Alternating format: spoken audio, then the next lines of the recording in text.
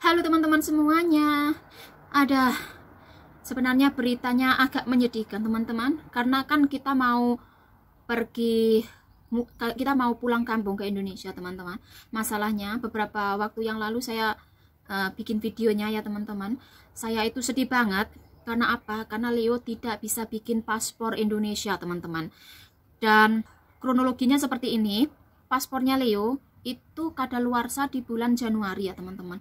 Nah masalahnya kan ya saya tahu sebenarnya saya itu harus memperbaruinya itu 3 bulan sebelumnya lah ya teman-teman. Masalahnya 3 bulan sebelum Januari itu kan antara November sama Desember saya harus bikinnya ya teman-teman. Masalahnya di sini itu sedang tinggi-tingginya corona waktu itu dan kita di lockdown teman-teman. Jadi saya otomatis nggak bisa lah bikin paspor ya teman-teman.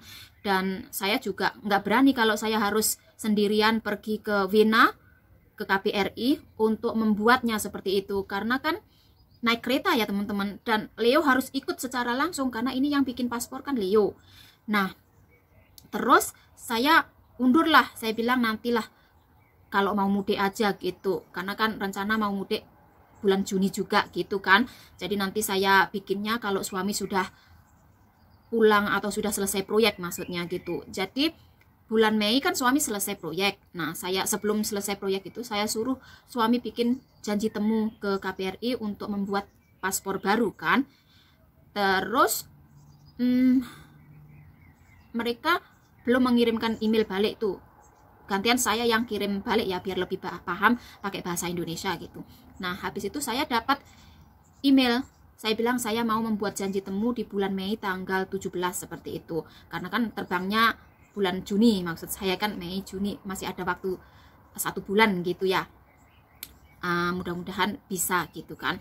Nah terus pulang kita mudik kita juga kan kita nggak tahu bisa mudik apa enggak gitu ya teman-teman. Jadi ya memang dadakan gitu saya mau bikinnya. Nah habis itu dapat jawaban dari KBRI teman-teman. Katanya untuk janji temu hari itu tidak bisa. Bisanya itu janji temu untuk bikin paspornya itu ternyata 21 Juni teman-teman. Nah saya sudah pusing sekali teman-teman. Mikir ya, kalau bulan Juni berarti kan saya nggak bisa mudik tuh ya, seperti itu. Jadi saya bingung sekali. Terus saya pikir waduh beneran ini batal mudik gitu kan. Sedih banget pokoknya teman-teman. Saya tuh sedih banget.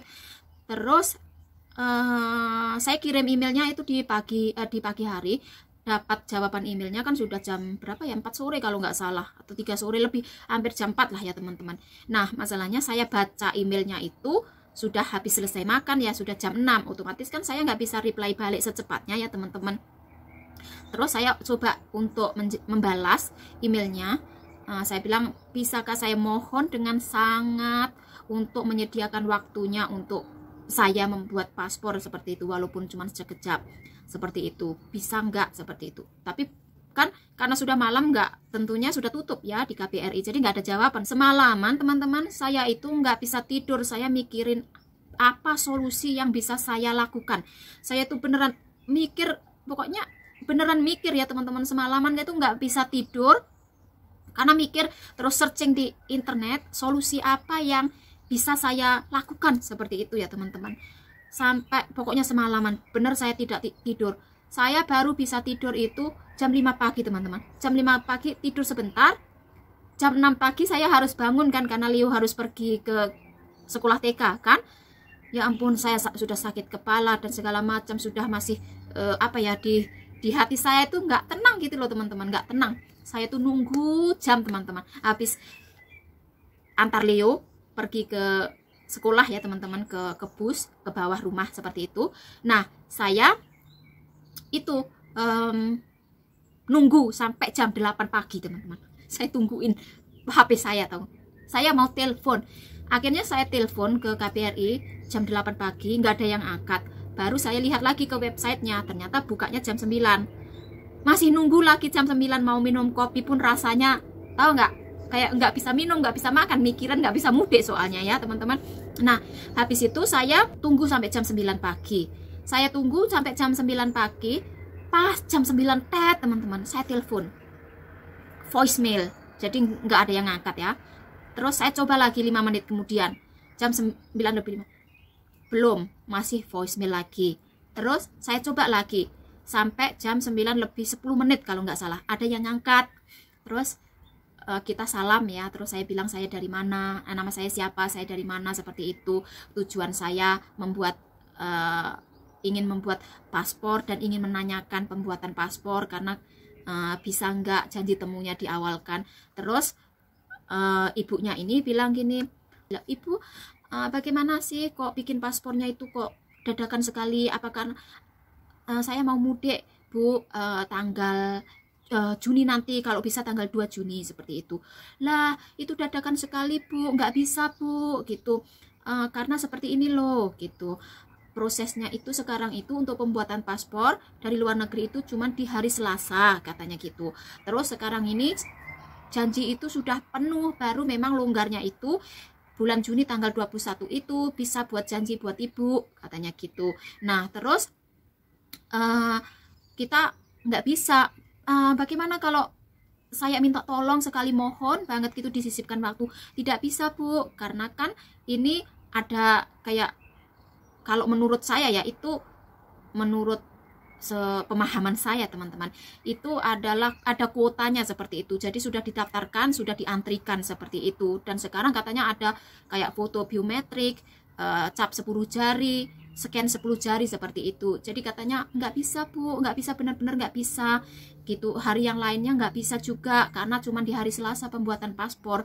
Saya sudah, ya ampun, saya minta tolong diberikan solusi seperti itu, karena saya pengen mudik untuk saat ini, pengen beneran tahun ini pengen mudik gitu.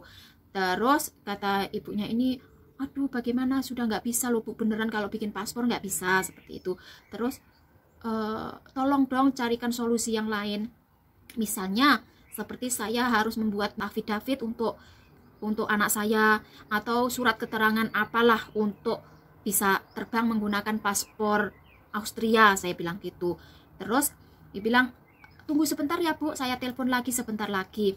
Saya tunggu sekitar 15 menit, beneran on time teman-teman, ditelepon kembali, tahu nggak, halo ibu gitu. Terus iya ibu bagaimana, saya bilang gitu. Terus ini bu, ibu bisa membuat affidavit untuk anak ibu, jadi ke Indonesianya pakai paspor Austria, terus nanti kartu affidavitnya dibawa ya bu ya gitu, dan persyaratannya sama seperti pembuatan paspor ya bu ya gitu. Terus cuman bedanya pas fotonya ada 3 lembar seperti itu. Saya bilang, oh jadi bisa ya bu ya, bisa gitu, bisa bu, tinggal kirimkan aja dokumennya ke kami, nanti kami proses.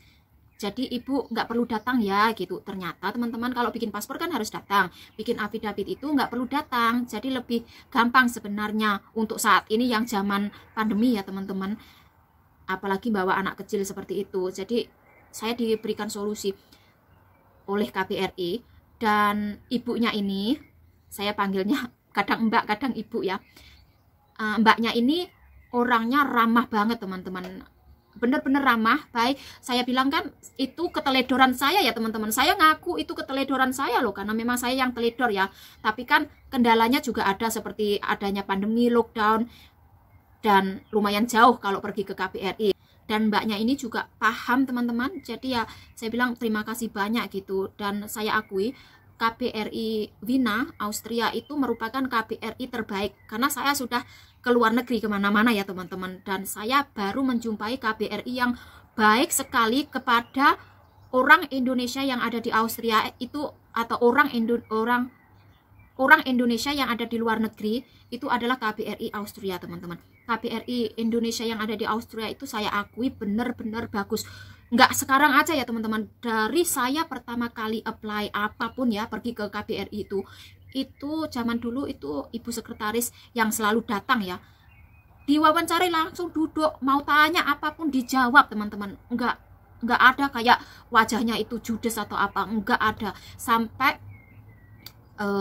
resepsionisnya, semuanya orangnya ramah, kita dilayani tanpa kejutekan apapun.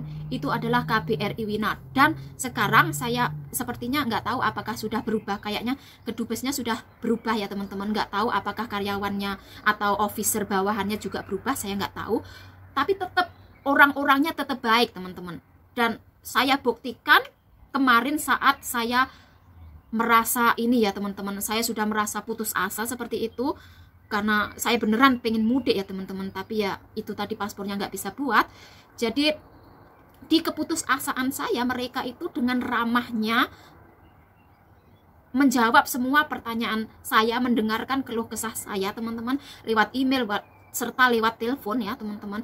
Jadi saya bener-bener wah, ternyata nggak berubah gitu, KBRI Wina tetap terbaik seperti dulu, seperti itu.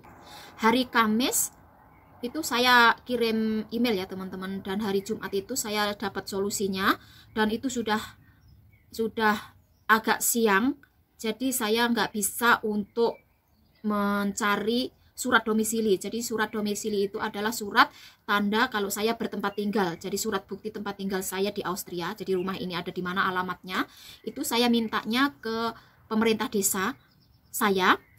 Dan itu hanya bisa dilakukan hari Senin tentunya ya teman-teman. Sedangkan besoknya gitu kan hari Sabtu sama Minggu. Jadi hari Sabtu sama Minggu itu kan tutup.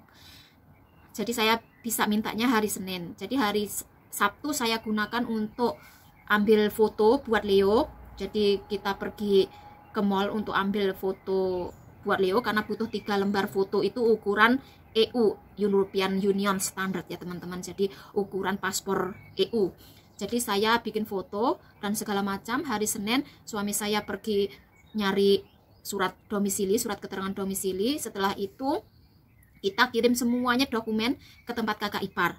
Jadi kakak ipar yang bagian print, ngeprint teman-teman, karena rumah kita nggak ada printnya, kita nggak ada home office di rumah kita ya teman-teman, karena suami saya kan nggak perlukan gitu. Jadi kakak ipar saya print di sekolahannya beliau gitu, karena kan beliau guru ya teman-teman. Jadi beliau print dokumennya di sekolahannya beliau. Kita ambil dokumennya itu Selasa pagi dari kakak ipar. Habis itu saya tata semuanya, dan hari Selasa jam 10-an suami saya langsung kirimkan ke pos. Jadi kirimkan ke kedutaan ya teman-teman, semua dokumen pokoknya lengkap. Saya cek itu sampai 2-3 kali biar nggak ada yang ketinggalan seperti itu ya teman-teman, karena saya sudah nervous banget seperti itu. Jadi kita harus nunggu beberapa hari teman-teman untuk surat itu datang seperti itu. Jadi kita tunggu sampai beberapa hari, terus habis itu nanti kalau suratnya sudah datang saya bikin videonya lagi seperti itu ya teman-teman. Untuk hari ini cukup sekian.